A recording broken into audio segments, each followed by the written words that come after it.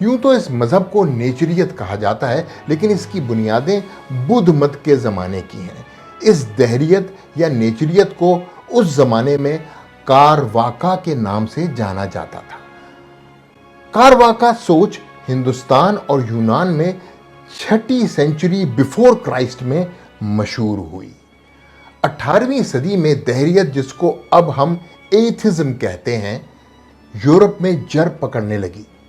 یاد دہانی کراتا چلوں، یہ وہ زمانہ تھا جب یورپ میں چرچ اور اسٹیٹ کو الگ الگ کرنے کی بات زور پکڑتی جا رہی تھی۔ سر سید کو یہ بیماری انگریزوں سے لگی اور انہوں نے بنیادی اسلامی عقائد سے چھیڑ چھاڑ شروع کر دی، جیسا کہ فرشتوں کا کوئی وجود نہیں، اور قرآن عظیم میں ابلیس اور اللہ کا جو واقعہ بیان ہے وہ سراسر قیاس ہے۔ اس جیسے عقائد نیچریت کے بانی سید احمد خان نے مسلمانوں کو ورثے میں دیے۔